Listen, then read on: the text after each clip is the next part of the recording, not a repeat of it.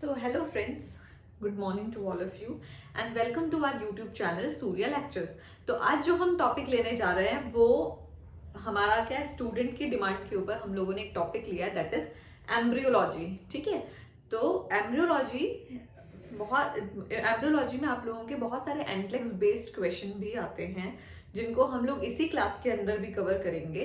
ठीक है, तो एम्ब्रियोलॉजी बेसिकली जो हम आज क्लास डील करने वाले हैं एम्ब्रियोलॉजी का, वो हम देखने वाले हैं अबाउट द गैमेटोजेनेसिस, यानी कि जो मेल और फीमेल गैमीट्स होती हैं जो कि कैसे बनती है, मियोटिक सेल डिवीजन के थ्रू बनती है। ठीक है, दीज आर हैप्लॉइड सेल्स जो कि मियोटिक सेल डिवीजन के थ्रू बनता है। ठीक है, फिर इसमें जो आप लोगों के मेल और फीमेल गैमीट्स होते हैं ये मिल करके बनाते हैं जाइगोट। जाइगोट कैसे बनता है, इसमें भी बहुत सारी क्लासेस आती है, मतलब इसमें बहुत सारे स्टेजेस आती हैं, जैसे मोर्यूला, ब्लास्टोसिस्ट, है ना।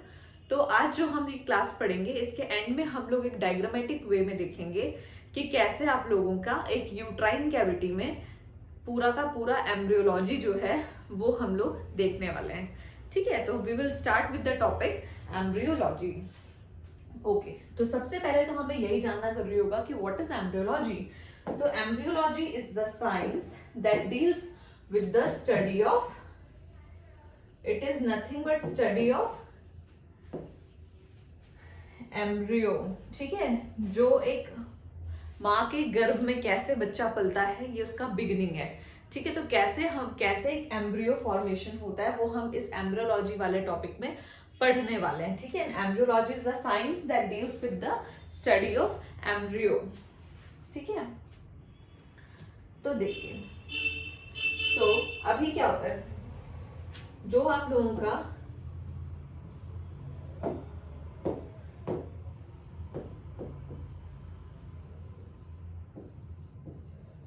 मेल गैमीट, ठीक है, और इस तरफ होगा आपका जो फीमेल गैमीट है ना। तो फीमेल गैमीट क्या बनाएगा, ये सबको पता है, ये बनाएगा ओवम। ये मेल गैमीट क्या बनाएगा, ये बनाएगा आपका स्पर्म। अब जब ये दोनों मिल जाएगा तो यहां से होगी जाइगोट फॉर्मेशन।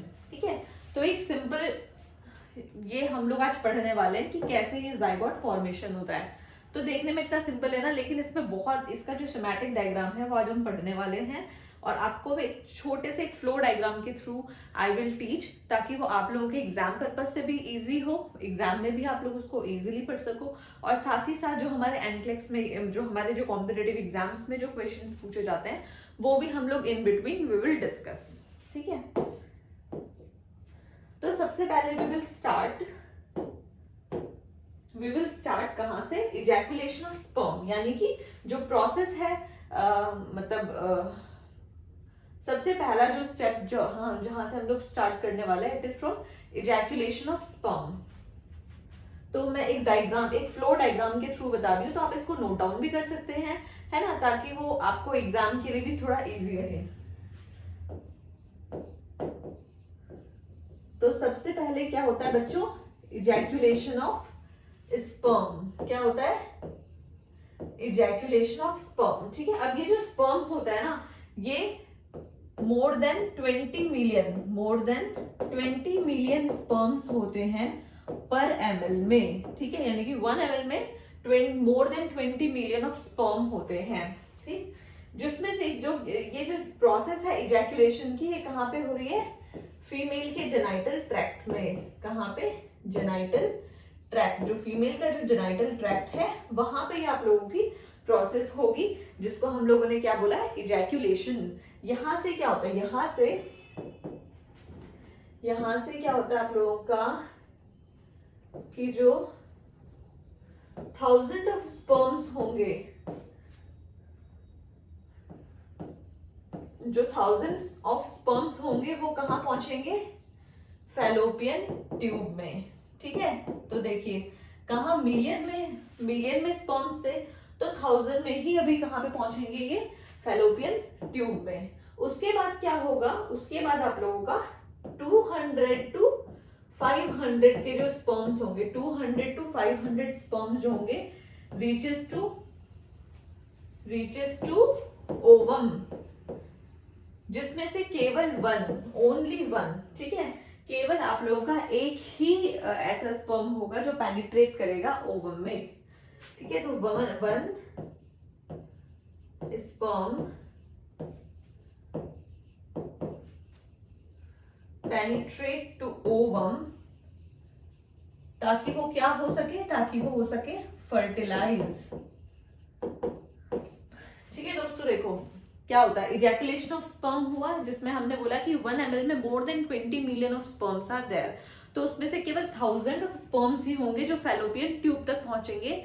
उसके बाद 200 to 500 ऐसे स्पर्म्स होंगे जो ओवम तक रीच करेंगे, लेकिन जो पेनिट्रेशन होगा ओवम के अंदर, जो पेनिट्रेशन होगा वो केवल एक ओवम का ही होगा, ठीक है। सॉरी, ओवम के अंदर पेनिट्रेशन केवल एक ही स्पर्म का होगा, ठीक है। इतनी बात क्लियर हो गई है, ठीक है। तो अभी क्या होता है, अभी यहाँ पे क्या होता है,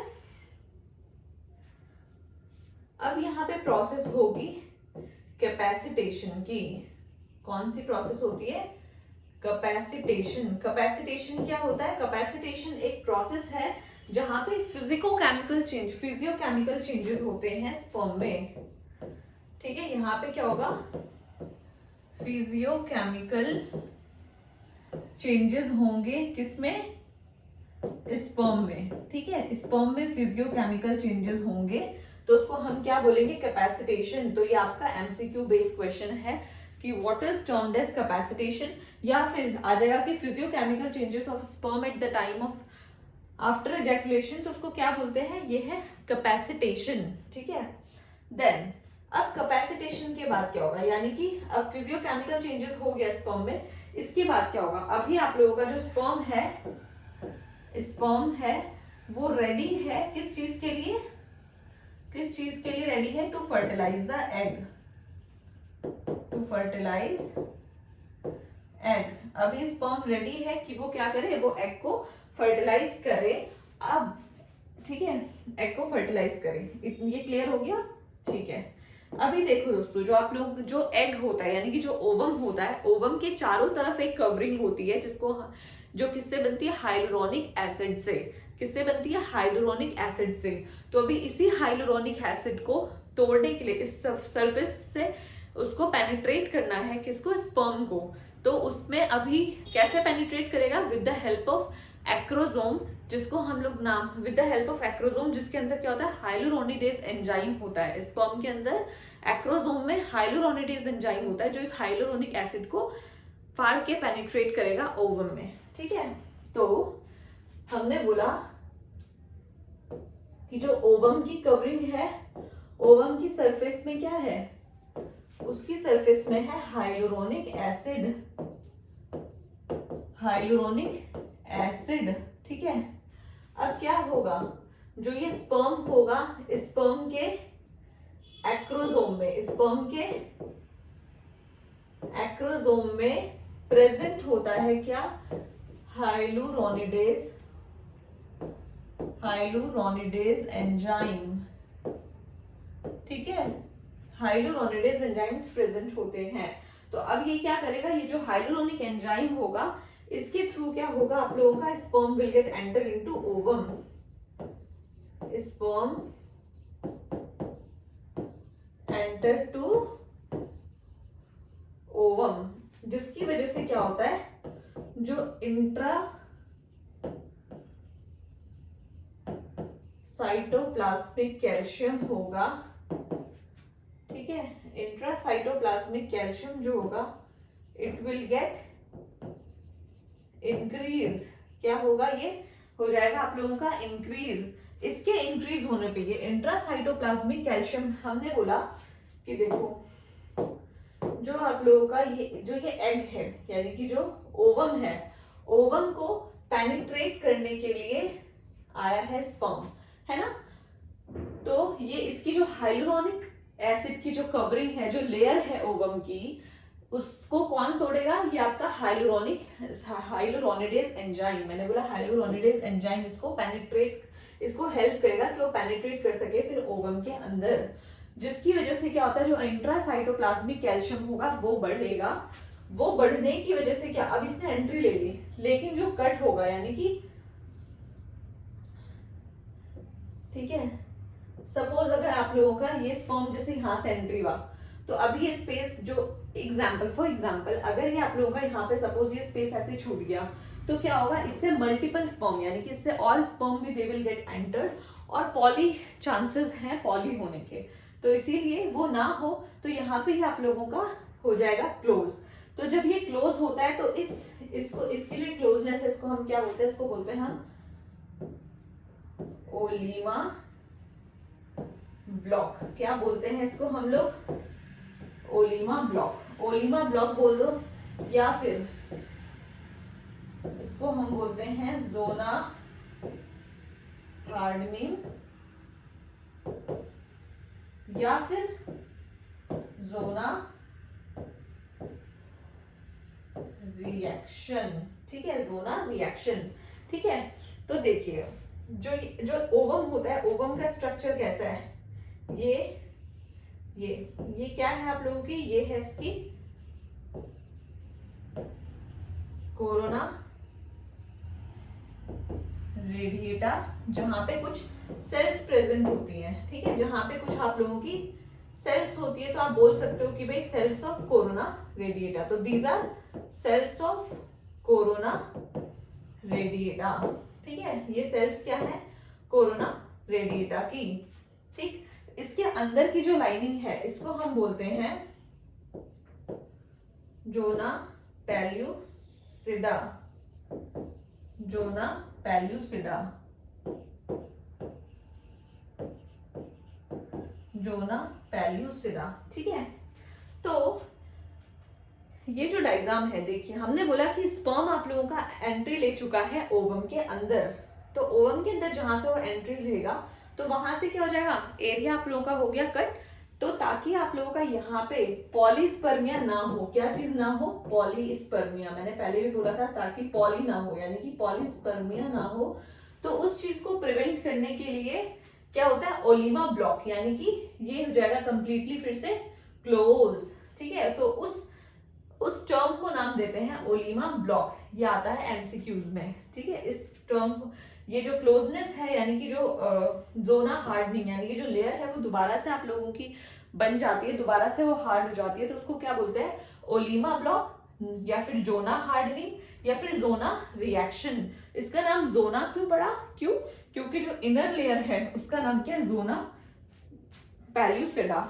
ठीक है, फिर उसके बाहर की जो लाइनिंग है इसको क्या दिया नाम इन्होंने, कोरोना रेडिएटा, जहां पे इसके बाहर कुछ सेल्स भी होती है कोरोना रेडिएटा की, जिनको हमने बोला सेल्स ऑफ कोरोना रेडिएटा। तो इतनी बात, इतना कॉन्सेप्ट क्लियर हो गया।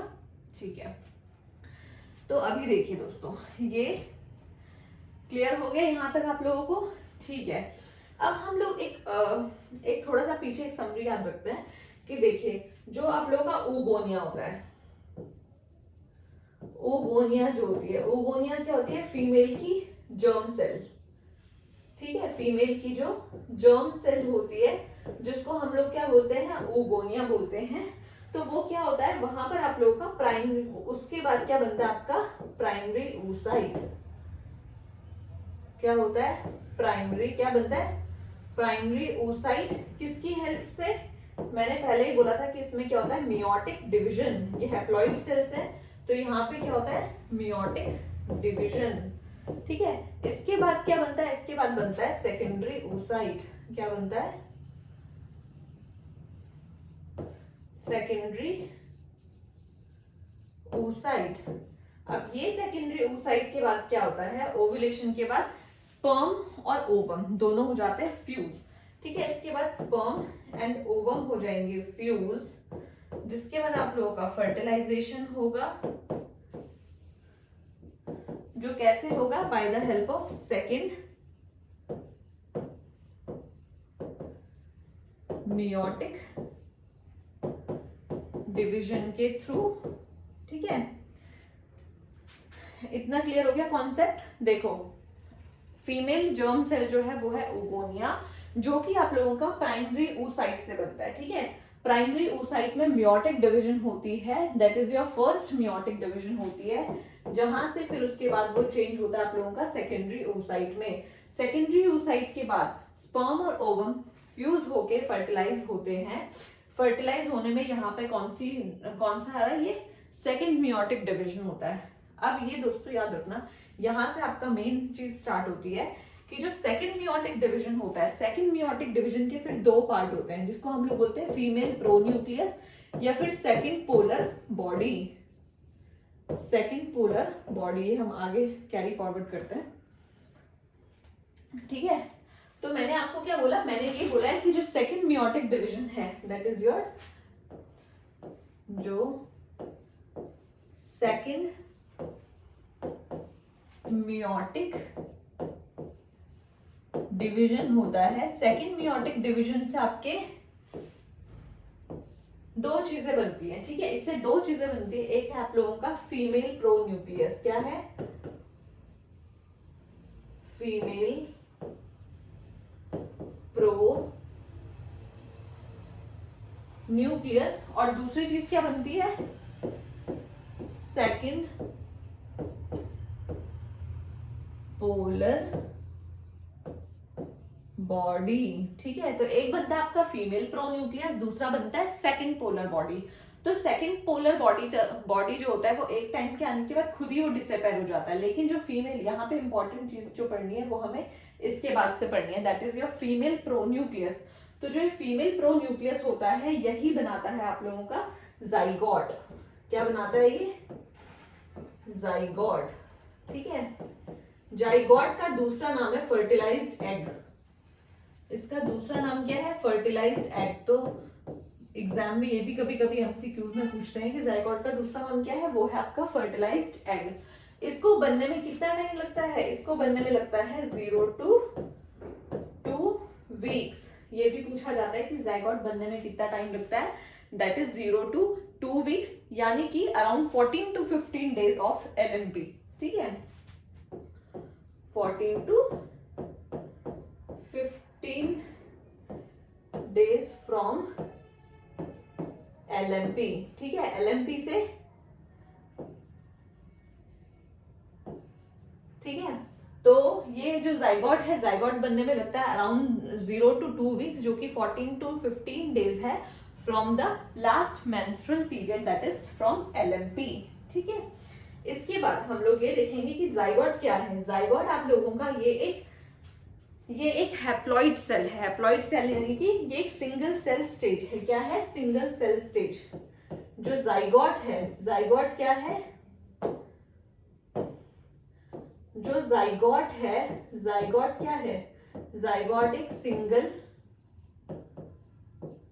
सेल स्टेज है। जाइगोट क्या है, जाइगोट आप लोगों की ये एक सिंगल स्टेज सेल है, यानी कि जो आप लोगों का जाइगोट, जिसमें आप लोगों का मेल और फीमेल गैमेट दोनों है, मेल और फीमेल गैमेट दोनों है, जिसमें खुद से ही 23X क्रोमोसोम मेल के होते हैं, 23X क्रोमोसोम फीमेल्स के होते हैं, जो कि मिल करके, ठीक है, जो कि मिल करके कितना बनाता है आपका 46 क्रोमोसोम बनाता है, 46 क्रोमोसोम बनाता है। और अभी ये क्या हो जाता है, डिप्लॉइड सेल स्टेज।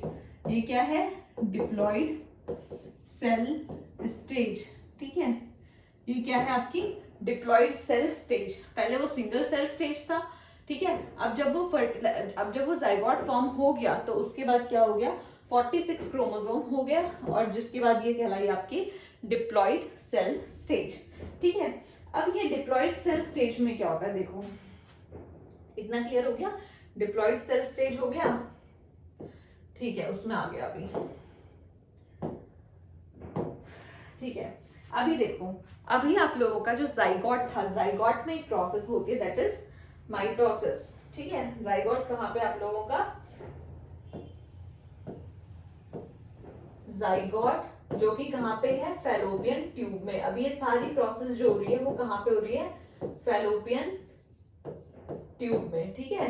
तो जाइगोट में कौन सी प्रोसेस मैंने बोला, माइटोसिस होगी। कौन सी प्रोसेस होगी, माइटोसिस होगी। जहां से वो क्या होगा, माइटोसिस जो होगा उसके बाद वो क्या हो जाएगा आप लोगों का 2 cell stage, 2 cell stage, 2 cell stage में आएगा, जिसको हम लोग बोलते हैं ब्लास्टोमेयर।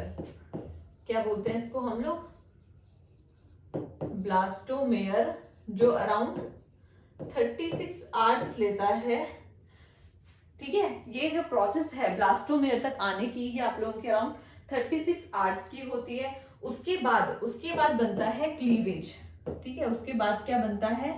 क्लीवेज। अब क्लीवेज में आप लोगों की होती है 4 सेल स्टेज, मतलब ये उतना फिर वो डिवीजन होता चला जाएगा, कौन सा डिवीजन? माइटोसिस होता चला जाएगा, सॉरी।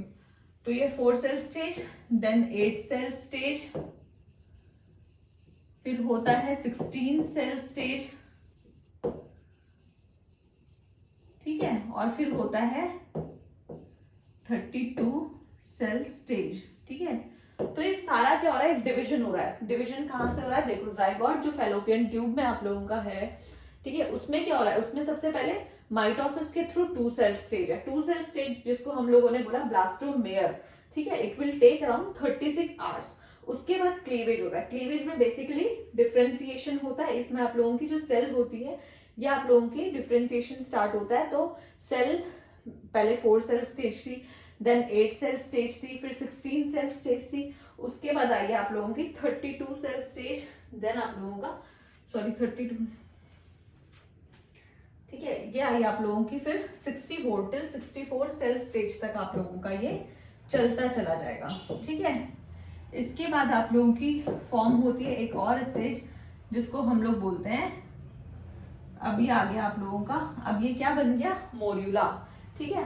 मोर्यूला बन गया, और ये मोर्यूला बनने में 3 to 4 डेज लगते हैं। 3 to 4 डेज यानी कि अराउंड आप लोगों के 96 आवर्स, ठीक है। It will take 96 hours. Morula बनने में इट विल टेक 96 आवर्स, जो कि 3 to 4 डेज तक का है प्रोसेस, ठीक है। अब देखिए, मैंने बोला कि ये जो जाइगोट, यहाँ तक की जितनी भी प्रोसेस थी, यहाँ तक का जितना भी पूरा करा जा रहा था, ये पूरा, ये कहाँ पे हो रहा है? ये हो रहा है फैलोपियन ट्यूब में। कहाँ पे? ये हो रहा है आपके फैलोपियन ट्यूब में, फैलोपियन ट्यूब में। लेकिन जैसे ही स्टेज पहुंची आपकी मोर्यूला पे, यानी कि जैसे ही आपका मोर्यूला बना, तो इसके बाद आपका कौन सा स्टार्ट हो जाएगा? इसके बाद आप लोगों का ही आ जाएगा यूट्राइन कैविटी में, ठीक है। ये कहाँ पे आ जाएगा? यूट्राइन कैविटी में। जैसे ही आप मोर्यूला वाली स्टेज में पहुंचोगे, तो वो आ जाएगा आपका यूट्राइन कैविटी में, ठीक है। तो अब हम यूट्राइन कैविटी से पढ़ते हैं। तो अब देखिए, मोर्यूला जो हो गया, हमने बोला कि मोर्यूला आप लोगों का कहाँ ट्रांसफर हो जाता है? मोर्यूला ट्रांसफर हो जाता है यूट्राइन कैविटी में, यूट्राइन कैविटी में। तो जो मोर्यूला है, मोर्यूला आप लोगों का शिफ्ट हो गया है यूट्राइन कैविटी में, ठीक है। यूट्राइन कैविटी में वो शिफ्ट हो गया है। तो अब इसमें क्या होता है? यहाँ पर आप लोगों का जो जोना पैलुसिडा होता है, ठीक है, तो क्या होता है? जो जोना पैलुसिडा, जो मैंने आप लोगों को अंदर वाली जो लेयर बताई थी, वो क्या हो जाएगी? वो हो जाएगी डिसएपियर। क्या हो जाएगी? वो डिसएपियर। तो जो जोना पैलुसिडा वाली जो लेयर है, वो हो जाएगी डिसएपियर। तो अभी इसको बोलते हैं जोना हैचिंग, जोना हैचिंग। तो अगेन ये आप लोगों का एक एमसीक्यू बन जाता है कि व्हाट इज जोना हैचिंग, या फिर जब जोना पैलुसिडा डिसअपियर होती है, तो वो क्या टर्म कहलाती है? तो it is known as zona hatching. यहाँ पर जो जोना पैलुसिडा है, वो हो जाएगी आपकी गायब। तो उसके बाद क्या बनता है आप लोगों का? अब ये बनाता है ब्लास्टोसिस्ट। क्या बनाता है ये? ब्लास्टोसिस्ट, ठीक है। ये बनाता है आप लोगों का blastocyst on the 5th day, on the 5th day of zygote formation, ठीक है। तो जब से जाइगोट फॉर्म हुआ था, ठीक है, जब से जाइगोट फॉर्मेशन हुआ था, उस दिन से लेकर के उसके 5th डे में क्या बना? ब्लास्टोसिस्ट। ब्लास्टोसिस्ट में क्या होता है? हमने बोला कि जो उसकी जोना पैलुसिडा थी, यानी कि जो लेयर थी, वो तो डिसअपियर हो गई। तो अब क्या बनेगा? उसके बाद ब्लास्टोसिस्ट की सेल्स के बाहर क्या रह जाएगा? वो केवल एक म्यूकस मेम्ब्रेन रह जाएगी। यानी कि अब जो इंडिविजुअल सेल्स होंगी, उसमें क्या होगा? म्यूकस की कवरिंग होगी, ठीक है, ठीक है। तो अभी ब्लास्टोसिस्ट की जो इंडिविजुअल सेल्स होंगी उसमें किसकी कवरिंग होगी, केवल म्यूकस की कवरिंग होगी, म्यूकस लाइनिंग होगी, म्यूकस कवरिंग होगी। ठीक है, इसके बाद क्या होता है, इम्प्लांटेशन होता है ब्लास्टोसिस्ट का।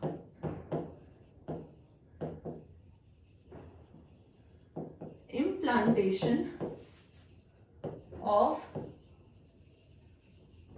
ब्लास्टोसिस्ट जो कि लेता है अराउंड 6 to 7 डे। और ये जो प्रोसेस होती है, ये जो इम्प्लांटेशन ऑफ ब्लास्टोसिस्ट होता है, इस प्रोसेस को हम बोलते हैं नाइडेशन। क्या बोलते हैं, nidation. Again the question for MCQs कि नाइडेशन क्या है, व्हाट इज नाइडेशन। तो नाइडेशन क्या है हमारा, नाइडेशन इज द प्रोसेस जहां पे इम्प्लांटेशन होता है ब्लास्टोसिस्ट का। ठीक है, ब्लास्टोसिस्ट का। अब जो ये ब्लास्टोसिस्ट है, जो ये ब्लास्टोसिस्ट होता है, ये कहाँ पे जाएगा, ये जाएगा डेसिडुआ में। जो प्रेग्नेंट लेडी जो होती है, प्रेग्नेंट लेडी की जो एंडोमेट्रियल लेयर होती है उसको हम लोग बोलते हैं डेसिडुआ। तो अभी क्या होगा, तो फ्यूजन ऑफ, तो अभी क्या होगा, fusion of blastocyst with decidua. ठीक है, डेसिडुआ मैंने क्या बोला, डेसिडुआ क्या है, decidua is the endometrial lining. Decidua क्या है, एंडोमेट्रियल लाइनिंग है किसकी, जो प्रेग्नेंट लेडीज होती है उनकी जो एंडोमेट्रियल होती है उसको हम बोलते हैं डेसिडुआ। तो वहां पे क्या होगा, फ्यूजन होगा ब्लास्टोसिस्ट का डेसिडुआ के साथ। ठीक है, तो अभी यहाँ पे क्या होता है, जब भी फ्यूजन होता है ब्लास्टोसिस्ट का डेसिडुआ के साथ, कभी अगर जब फ्यूजन होता है तो वहां पे थोड़ा सा क्या होती है, ब्लीडिंग क्या होती है, इस दौरान क्या होगी, ब्लीडिंग होगी, ब्लीडिंग ड्यूरिंग इम्प्लांटेशन। क्या होगा, ब्लीडिंग ड्यूरिंग इम्प्लांटेशन। तो अब जो ये ब्लीडिंग होती है, जो ब्लीडिंग होती है ड्यूरिंग इम्प्लांटेशन, इसको बोलते हैं हार्टमैन साइन। ठीक है, तो अभी ये इतना क्लियर हो गया।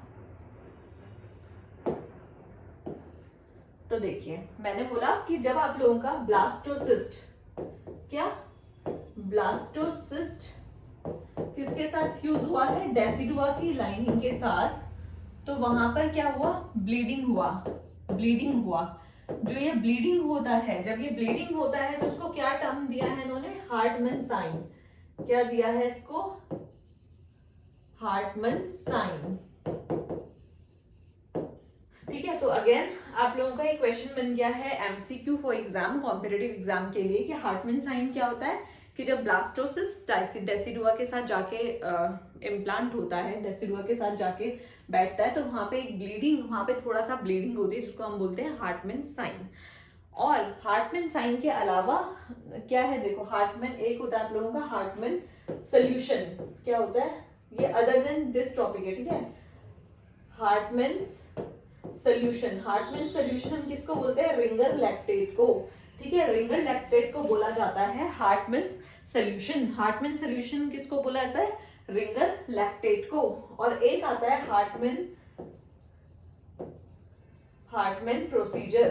क्या आता है, हार्टमैन प्रोसीजर। ये हार्टमैन प्रोसीजर को क्या बोला जाता है, हार्टमैन प्रोसीजर होता है आप लोगों का प्रोक्टोसिग्मोइडेक्टमी।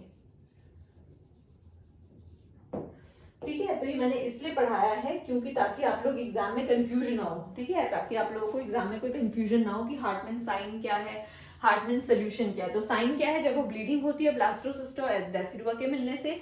हार्टमैन सोल्यूशन है रिंगर लैक्टेट, और हार्टमैन प्रोसीजर है प्रोक्टोसिग्मोइडेक्टमी। ठीक है, तो अभी हम वापस से अपने टॉपिक में आ जाते हैं। तो यहाँ पे क्या होता है, ब्लास्टोसिस्ट अभी आप लोगों का इम्प्लांट हो रहा है, डेसिडुआ में भी वो जाने को रेडी है, तो वहां पे जो ब्लीडिंग है उसको हम लोगों ने बोला हार्टमैन साइन। ठीक है, अभी क्या होता है, यहाँ पर आप लोगों का इम्प्लांटेशन हो जाता है कंप्लीट।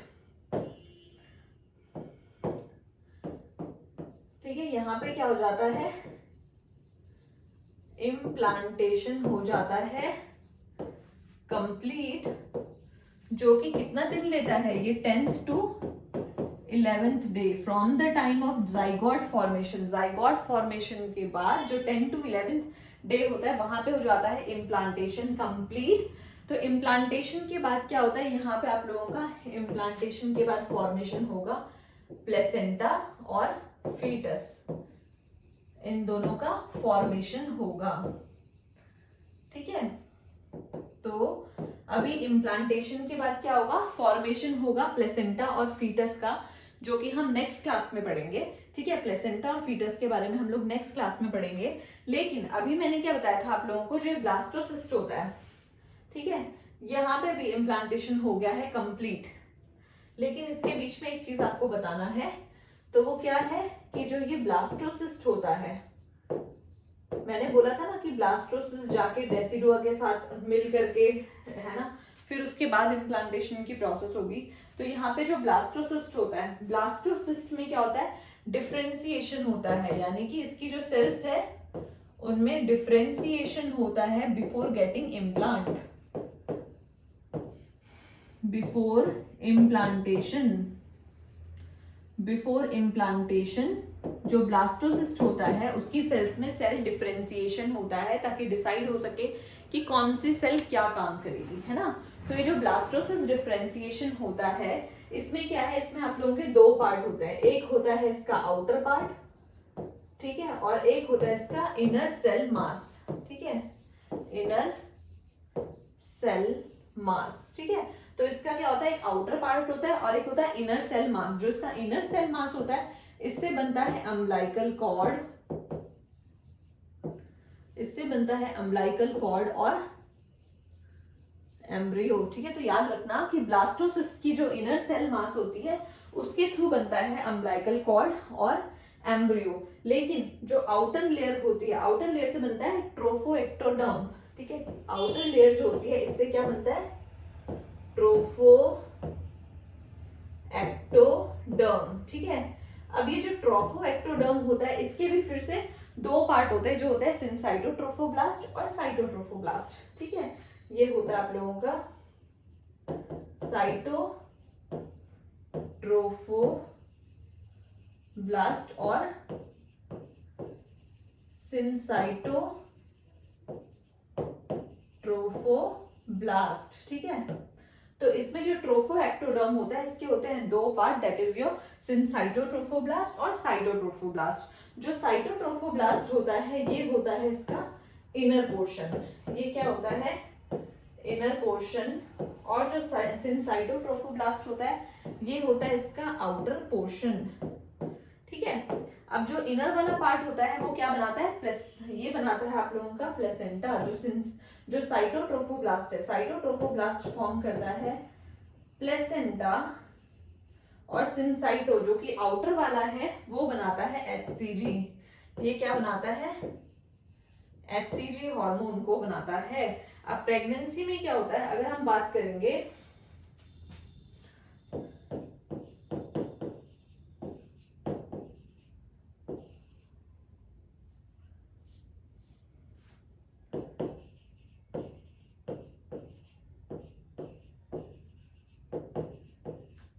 ठीक है, ठीक है, तो देखिए आपका ब्लास्टोसिस्ट डिफरेंशिएशन होता है इम्प्लांटेशन से पहले, यानी कि डेसिडुआ में जाने से पहले, डेसिडुआ में चिपकने से पहले जो ब्लास्टोसिस्ट होता है उसकी सेल्स में डिफरेंशिएशन स्टार्ट होता है कि कौन सी चीज क्या बनाएगी। तो ब्लास्टोसिस्ट के होते हैं दो मेन पार्ट, ब्लास्टोसिस्ट के दो पार्ट होते हैं।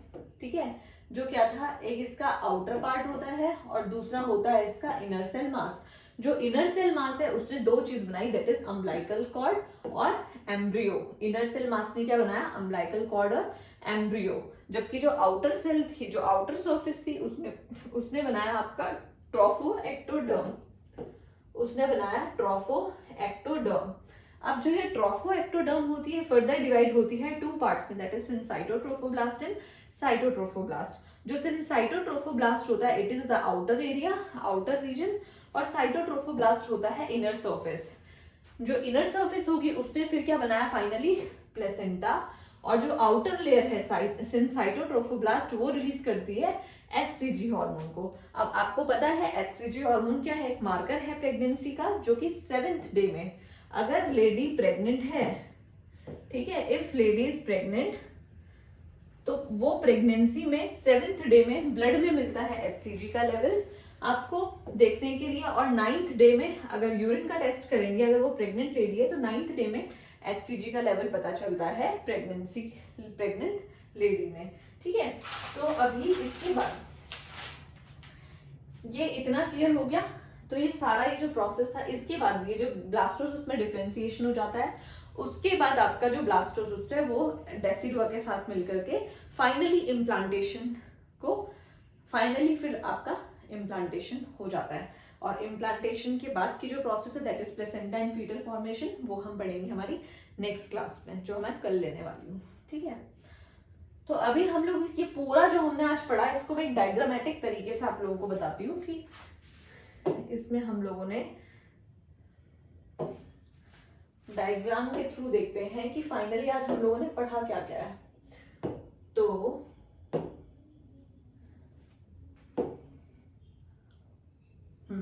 तो देखिए, ये मैंने एक डायग्राम ड्रॉ किया है जो कि यूट्राइन कैविटी का है ना, जो कि यूट्रस पूरा बनाया है।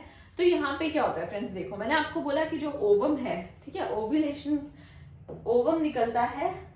ओव्यूलेशन के बाद ओवम जो आप लोगों का प्रिपेयर्ड है वो मूव करता है फेलोपियन ट्यूब की तरफ। अब यही जो ये ओवम है जिसको हम देखेंगे, इसकी जो लेयर थी मैंने पहले बताई थी, बाहर वाली है कोरोना रेडिएटा, इनर वाली है जोना पैलुसिडा, और इसके अंदर एक विटेलाइन मेम्ब्रेन है जिसको हम लोग बोलते हैं फर्टिलाइजेशन लेयर, जो हेल्प करती है फर्टिलाइजेशन के लिए। अभी अगर कोई भी स्पर्म अगर एंट्री हुआ, तो स्पर्म एंट्री जब होगा तो यहाँ पे क्या होता है, जोना पैलुसिडा तक इट विल गेट पेनिट्रेट। तो हमने क्या पढ़ा था कि वहां पे उसके बाद क्या होती है, हार्डनिंग स्टार्ट होती है, यानी कि जब स्पर्म आप लोगों का एंटर कर चुका है ओवम के अंदर, तो वहां पे क्या होता है, जो ओपनिंग होती है वो हो जाती है ब्लॉक, जिसको हम लोग बोलते हैं ओलीमा ब्लॉक या फिर जोना हार्डनिंग। ठीक है, जोना हार्डनिंग या जोना ब्लॉकिंग जो इसका नाम है, जो एमसीक्यू में भी आ सकता है क्वेश्चन में। उसके बाद फॉर्म होता है zygote formation by meiotic cell division. Zygote formation होगा, देन क्लीवेज फॉर्मेशन होगी। क्लीवेज में क्या होता है, differentiation of cell will get start, जहां पे 2 cell stage, 4 cell stage, 8 cell stage, 16 cell stage, then 32 cell stage तक ये आप लोगों का आता है। ठीक है, तो ये जो डे 4 में जब आपका फेलोपियन ट्यूब में आपका ये सारी जो प्रोसेस है ये कहाँ हो रही है, फेलोपियन ट्यूब में हो रही है। ठीक है, तो 16 सेल स्टेज आने के बाद ये आप लोगों का आता है 32 सेल स्टेज। ये जो 32 सेल स्टेज होती है जिसको मैंने बोला था ब्लास्टोसिस्ट, यहाँ पर ब्लास्टोसिस्ट क्या है, ये यूट्राइन कैविटी में आ चुका है on the day 5th of zygote formation. Day 5th कौन सा है, ये जाइगोट फॉर्मेशन का डे 5th में जो ब्लास्टोसिस्ट है वो पहुंच गया है यूट्राइन कैविटी में। ठीक है, और डे 7 से इम्प्लांटेशन स्टार्ट होता है, जहां पे की जो डेसिडुअल लेयर है, जो ये डेसिडुअल लेयर है, मैंने बोला था ये डेसिडुअल लेयर के साथ ब्लास्टोसिस्ट और डेसिडुअल लेयर मिलके फिर क्या होता है, इम्प्लांटेशन स्टार्ट होता है, जहां पे कभी कभी ब्लीडिंग भी देखी जाती है इसके इम्प्लांटेशन होने पे। ठीक है, जिसको हमने बोला था हार्टमैन साइन, याद रखना, हार्टमैन साइन बोला था। ठीक है, अब ये जब आपका डेसिडुअल लेयर में आ गया तो ये डे 7 में आता है, और जो कंप्लीट आपका ये जो इम्प्लांटेशन जो होता है, इम्प्लांटेशन कंप्लीट होता है ऑन डे 10 टू डे 11। ठीक है, तो ब्लास्टोसिस्ट की हमने देख ली थी, ब्लास्टोसिस्ट में यहाँ पे डिफरेंशिएशन क्या क्या था, है ना, जहाँ पे वो इनर लेयर और आउटर लेयर आप लोगों की डिवाइड होती है। इनर सेल मास आपका प्लेसेंटा बनाता है, एंड देन जो उसका आउटर लेयर होता है वहां पे ट्रोफोएक्टोडर्म होता है। ट्रोफोएक्टोडर्म की फिर 2 लेयर होती है, that is cytotrophoblast and cytotrophoblast. ये इनर और आउटर लेयर पे डिवाइड होती है, जहां से आप लोगों का फाइनली प्लेसेंटा फॉर्मेशन होता है। ठीक है, तो आज की जो ठीक है, प्लेसेंटा फॉर्मेशन होता है, एंड देन जो साइटोट्रोफोब्लास्ट है that is outer most layer जो होती है, जो HCG को रिलीज करती है। तो HCG का पता ऑन डे 7 ब्लड के थ्रू पता चलता है, एंड ऑन डे 9 वो यूरिन के थ्रू पता चलता है। तो फाइनली जो आज आपकी क्लास थी इम्प्लांटेशन पे, मतलब सॉरी एम्ब्रियोलॉजी पे, वो हम लोगों ने अभी फिनिश कर दी है। कल जो हम क्लास लेंगे वो लेंगे हम लोग या तो प्लेसेंटा के बारे में। Tomorrow we will take class on placenta. ठीक है, till then thank you so much, stay tuned and please kindly like, share and subscribe the channel.